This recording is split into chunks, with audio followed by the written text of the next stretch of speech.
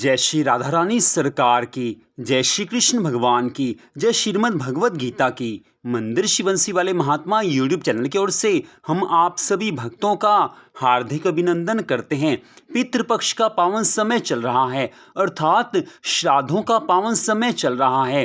पितृपक्ष में पितरों की प्रसन्नता प्राप्त करने के लिए सब धर्म कर्म के नियमों का पालन करना चाहिए। अपने पितरों के निमित्त जो लोग श्राद्ध कर्म करते हैं वो सदा सुखी रहते हैं। श्राद्ध कर्म करने से पहली बात तो ये है कि भगवान की कृपा मिलती है। दूसरी बात, श्राद्ध कर्म करने से पितरों का आशीर्वाद मिलता है, जिससे घर में सुख संपत्ति आनंद आते हैं। तो पितृपक्ष के इन दिनों में श्रीमद् भगवत गीता के 7वें अध्याय का पाठ करना पितरों के लिए बड़ा शुभ माना जाता है। मान लीजिए किसी के पितर अपने पाप कर्मों के कारण किसी नीच योनि में पड़े हों, तो इन श्राद्ध पक्ष के दिनों में श्रीमद् भगवत गीता के 7वें अध्याय का पाठ करने या सुनने मात्र से पितरों की सद्गति हो जाती है। तो आज हम आपको श्रीमद् भगवत गीता के 7वें अध्याय का हिंदी अनुवाद सुनाने जा रहे हैं, जो कि इस प्रकार है। जय श्री राधा कृष्ण भगवान जी की, जय श्रीमद् भगवत गीता की। उसके उपरांत श्री कृष्ण भगवान बोले कि हे पार्थ, तू मेरे में अनन्य प्रेम से आसक्त हुए मन वाला और अनन्य भाव से मेरे परायण होकर योग में लगा हुआ मुझको संपूर्ण विभूति, बल, ऐश्वर्य आदि गुणों से युक्त सबका आत्म रूप जिस प्रकार संशय रहित जानेगा, उसको सुन। मैं तेरे लिए इस रहस्य सहित तत्व ज्ञान को संपूर्णता से कहूँगा कि जिसको जानकर संसार में फिर और कुछ भी जानने योग्य शेष नहीं रहता है। हजारों मनुष्यों में कोई ही मनुष्य मेरी प्राप्ति के लिए यत्न करता है, और उन यत्न करने वाले योगियों में भी कोई ही पुरुष मेरे परायण हुआ मेरे को तत्व से जानता है, अर्थात यथार्थ मर्म से जानता है। हे अर्जुन, पृथ्वी, जल, अग्नि, वायु और आकाश तथा मन, बुद्धि और अहंकार भी ऐसे ही है 8 प्रकार से विभक्त हुई मेरी प्रकृति है। यह 8 प्रकार के भेदों वाली तो अपरा है, अर्थात मेरी जड़ प्रकृति है। और हे महाभाहो, इससे दूसरी को मेरी जीव रूपा परा अर्थात चेतन प्रकृति जान कि जिससे यह संपूर्ण जगत धारण किया जाता है। हे अर्जुन, तू ऐसा समझ कि संपूर्ण भूत इन दोनों प्रकृतियों से ही उत्पत्ति वाले हैं, और मैं संपूर्ण जगत का उत्पत्ति तथा प्रलय रूप हूँ, अर्थात संपूर्ण जगत का मूल कारण हूँ। इसलिए हे धनंजय, मेरे से सिवा किंचित मात्र भी दूसरी वस्तु नहीं है। यह संपूर्ण जगत सूत्र में सूत्र के मणियों के सदृश मेरे में गुंथा हुआ है। हे अर्जुन, जल में मैं रस हूँ तथा चंद्रमा और सूर्य में प्रकाश हूँ, और संपूर्ण वेदों में ओंकार हूँ तथा आकाश में शब्द और पुरुषों में पुरुषत्व हूँ। पृथ्वी में पवित्र गंध और अग्नि में तेज हूँ, और संपूर्ण भूतों में उनका जीवन हूँ, अर्थात जिससे वे जीते हैं वह मैं हूँ, और तपस्वियों में तप हूँ। हे अर्जुन, तू संपूर्ण भूतों का सनातन कारण मेरे को ही जान। मैं बुद्धिमानों की बुद्धि और तेजस्वियों का तेज हूँ। हे भरत श्रेष्ठ, मैं बलवानों का आसक्ति और कामनाओं से रहित बल अर्थात सामर्थ्य हूँ, और सब भूतों में धर्म के अनुकूल अर्थात शास्त्र के अनुकूल काम हूँ। और भी जो सत्वगुण से उत्पन्न होने वाले भाव हैं, और जो रजगुण से तथा तमोगुण से होने वाले भाव हैं, उन सब को तू मेरे से ही होने वाले हैं, ऐसा जान। परंतु वास्तव में उनमें मैं और वे मेरे में नहीं हैं। गुणों के कार्य रूप सात्विक, राजस और तामस, इन तीनों प्रकार के भावों से अर्थात राग द्वेष आदि विकारों से और संपूर्ण विषयों से यह सब संसार मोहित हो रहा है। इसलिए इन तीनों गुणों से परे मुझ अविनाशी को तत्व से नहीं जानता, क्योंकि यह अलौकिक अर्थात अति अद्भुत त्रिगुणमयी मेरी योग माया बड़ी दुस्तर है। परंतु जो पुरुष मेरे को ही निरंतर भजते हैं, जो मेरी ही भक्ति करते हैं, वे इस माया को उल्लंघन कर जाते हैं, अर्थात इस संसार सागर से पार हो जाते हैं।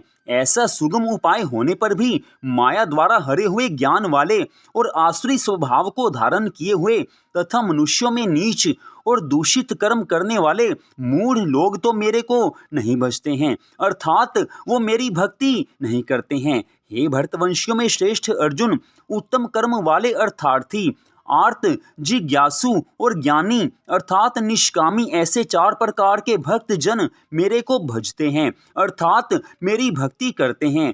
उनमें भी नित्य मेरे में एक ही भाव से स्थित हुआ अनन्य प्रेम भक्ति वाला ज्ञानी भक्त अति उत्तम है, क्योंकि मेरे को तत्व से जानने वाले ज्ञानी को मैं अत्यंत प्रिय हूँ और वह ज्ञानी मेरे को अत्यंत प्रिय है। यद्यपि ये सभी उदार हैं अर्थात श्रद्धा सहित मेरे भजन के लिए समय लगाने वाले होने से उत्तम हैं, परंतु ज्ञानी तो साक्षात मेरा स्वरूप ही है, ऐसा मेरा मत है, क्योंकि वह स्थिर बुद्धि ज्ञानी भक्त अति उत्तम गति स्वरूप मेरे में ही अच्छी प्रकार स्थित है।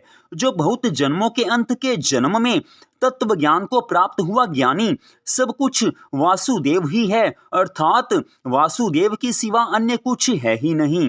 इस प्रकार जो मेरे को भजता है वह महात्मा अति दुर्लभ है। हे अर्जुन, जो विषयासक्त पुरुष हैं वे तो अपने स्वभाव से प्रेरे हुए तथा उन भोगों की कामना द्वारा ज्ञान से भ्रष्ट हुए उस नियम को धारण करके अर्थात जिस देवता की पूजा के लिए जो नियम लोक में प्रसिद्ध है उस नियम को धारण करके अन्य देवताओं को भजते हैं अर्थात उनकी पूजा करते हैं। जो सकामी भक्त जिस देवता के स्वरूप को श्रद्धा से पूजना चाहता है उस भक्त की मैं उस ही देवता के प्रति श्रद्धा को स्थिर करता हूँ। वह पुरुष उस श्रद्धा से युक्त हुआ उस देवता के पूजन की चेष्टा करता है और उस देवता से मेरे द्वारा ही विधान किए हुए उन इच्छित भोगों को निस्संदेह प्राप्त होता है, परंतु उन अल्प बुद्धि वालों का वह फल नाशवान है तथा वे देवताओं को पूजने वाले देवताओं को प्राप्त होते हैं और मेरे भक्त चाहे जैसे ही भजें चाहे जैसे ही मेरी भक्ति करें शेष में वे मेरे को ही प्राप्त होते हैं। ऐसा होने पर भी सब मनुष्य मेरा भजन नहीं करते अर्थात मेरी भक्ति नहीं करते।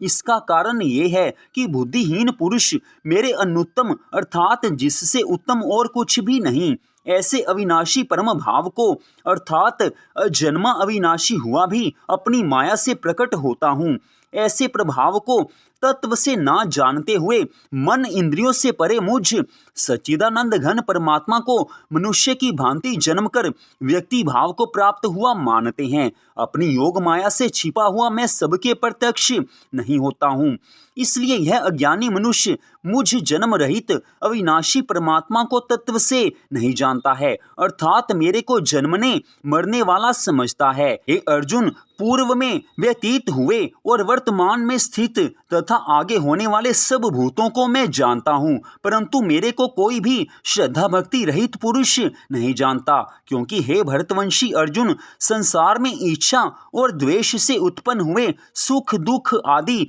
द्वंद्व रूप मोह से संपूर्ण प्राणी अति अज्ञानता को प्राप्त हो रहे हैं, परंतु निष्काम भाव से श्रेष्ठ कर्मों का आचरण करने वाले जिन पुरुषों का पाप नष्ट हो गया है वे राग द्वेष आदि द्वंद्व रूप मोह से मुक्त हुए और दृढ़ निश्चय वाले पुरुष मेरे को सब प्रकार से भजते हैं। जो मेरे शरण होकर जरा और मरण से छूटने के लिए यत्न करते हैं वे पुरुष उस ब्रह्म को तथा संपूर्ण अध्यात्म को और संपूर्ण कर्म को जानते हैं। जो पुरुष अधिभूत और अधिदेव के सहित तथा अधियज्ञ के सहित सबका आत्म रूप मेरे को जानते हैं अर्थात जैसे भाप बादल धूम पानी और बर्फ यह सभी जल स्वरूप है, वैसे ही अधिभूत अधिदैव और अधियज्ञ आदि सब कुछ वासुदेव स्वरूप है। ऐसे जो जानते हैं वे युक्त चित्त वाले पुरुष अंत काल में भी मुझको ही जानते हैं अर्थात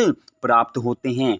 इति श्रीमद् भगवद गीता रूपी उपनिषद एवं ब्रह्म विद्या तथा योग शास्त्र विषयक श्री कृष्ण और अर्जुन के संवाद में ज्ञान विज्ञान योग नामक 7वां अध्याय। तो इस प्रकार से श्रीमद् भगवद गीता के 7वें अध्याय का यहीं पर विश्राम होता है। आज की इस कथा को सुनने के लिए आप सबका हार्दिक धन्यवाद। श्राद्ध पक्ष में इस कथा को सुनने से श्रीमद् भगवद गीता के इस 7वें अध्याय को सुनने मात्र से पितरों की सद्गति हो जाती है। तो आप सबका फिर से धन्यवाद। भगवान श्री राधा कृष्ण जी की श्रीमद् भगवद गीता की अनंत कृपा सदा आप सब पर आपके परिवार पर बनी रहे, इसी मंगल कामना के साथ जय श्री राधा रानी सरकार की, जय श्री कृष्ण भगवान की, जय श्रीमद् भगवद गीता की जय जय श्री राधे, जय जय श्री राधे, जय जय श्री राधे श्याम।